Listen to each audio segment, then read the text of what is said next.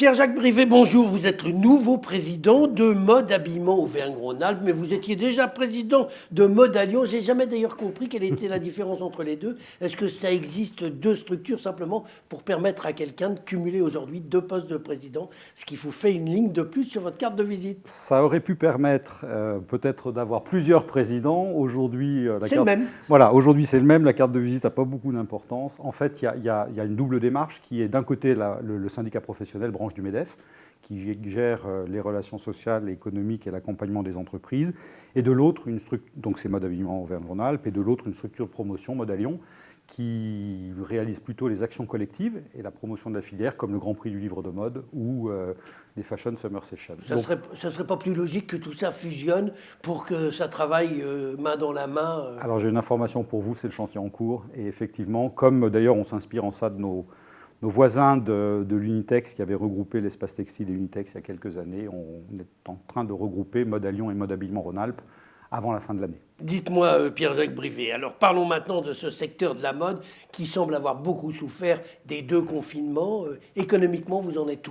Alors je vous confirme que l'année a été une année plutôt horrible, parce qu'il faut bien comprendre que notre circuit de la mode et de l'habillement, c'est 18 mois de préparation entre la création d'un vêtement et la livraison. Donc quand on arrête l'économie de mars à mai l'année dernière, ça veut dire qu'on ne vend pas la collection d'hiver qui était en boutique.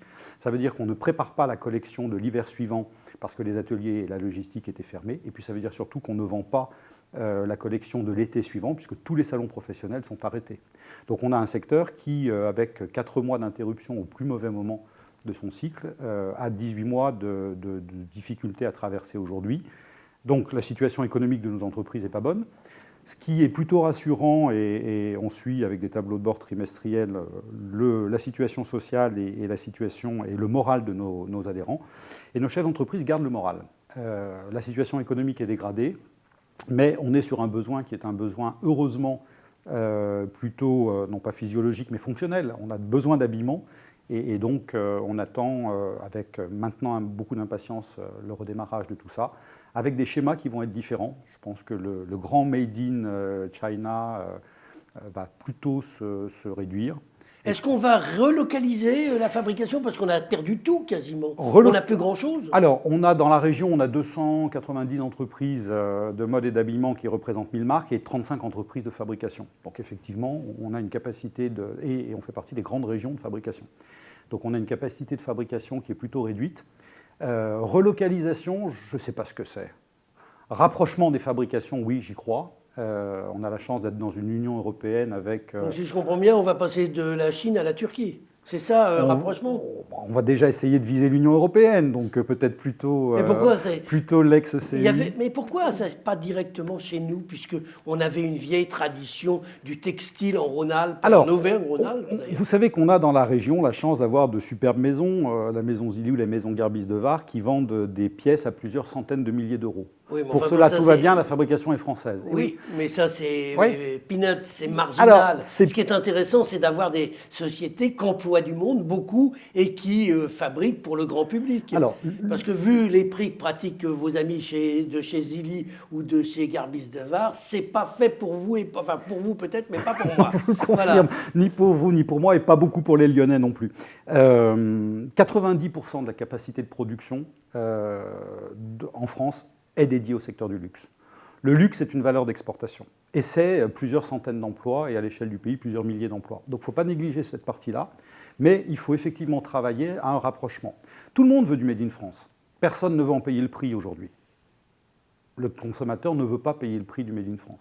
Donc on a besoin d'avoir quelques produits qui soient des produits de valeur, qu'on peut fabriquer effectivement en France, soit pour l'exportation, soit pour quelques pièces de dressing que les gens veulent s'offrir en acte militant. Le slip français a parfaitement réussi sur cette activité-là. Et puis, pour les fabrications dites mass market, il faut effectivement les rapprocher le plus possible d'un modèle européen. Vous savez, la moyenne d'une famille, papa, maman et 4 enfants, dépense moins de 200 € par an consacrés à l'habillement. 25 € par mois et par personne. Face à ça, vous ne pouvez pas mettre de Made in France généralisé. Pierre-Jacques Brivet, vous avez dit tout à l'heure que la crise de la Covid avait fait que les entreprises n'ont pas vendu la collection d'hiver. Elle est devenue quoi, cette collection? Parce que si elles n'ont pas vendu... On aurait pu espérer la vendre en solde, ça n'a pas vraiment marché. Alors, donc je vous confirme qu'on a des stocks qui sont importants. Mais ils vont devenir quoi? Ces stocks, ils vont soit prendre des circuits parallèles, il y a des circuits de déstockage qui existent, qui sont soit du grand export, notamment vers l'hémisphère sud.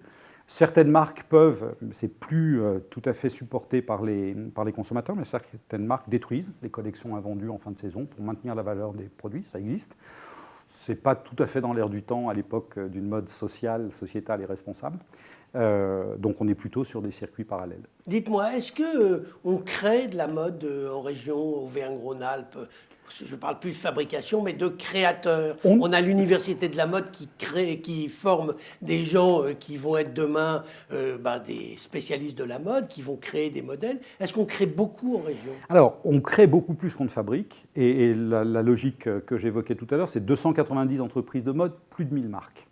Donc ça veut dire qu'on est sur une activité de création qui est particulièrement dynamique et on a la chance d'avoir, vous citiez l'Université de la mode, on peut citer S-Mode, on peut citer Sub de Mode, on a la chance d'avoir dans la région Rhône-Alpes, depuis le CAP jusqu'au master de l'université, une formation à tous les métiers de la mode et de l'habillement, en fabrication, en création et en distribution avec les métiers de la vente. Et est-ce que tous ces gens qui sortent de l'université ou des différentes écoles trouvent du boulot?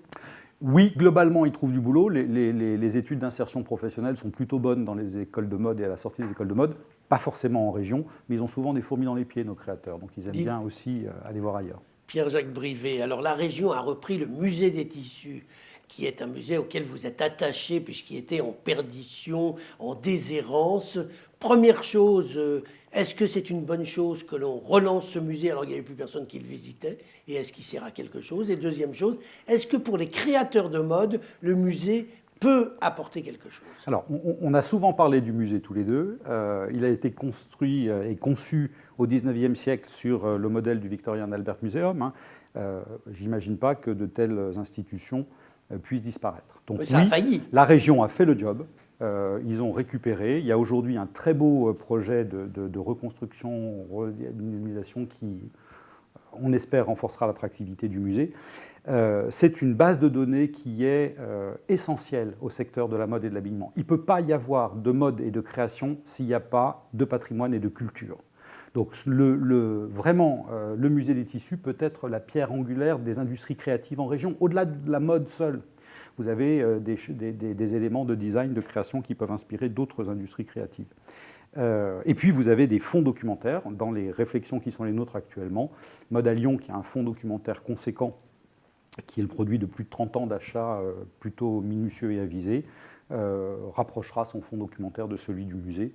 Donc dans la future institution de la rue de la Charité, on aura un fonds documentaire ouvert au public qui regroupera un fonds documentaire muséal et associatif et sectoriel. Eh bien, on va vous laisser travailler dans la mode, puisqu'il y a du travail quand même. Pour les prochaines semaines, il faudrait qu'après cette période difficile, la nouvelle collection marche un peu moins mal. Eh bien, je vous en remercie. Merci beaucoup, bonne journée. Pierre-Jacques Brivet, je vous remercie.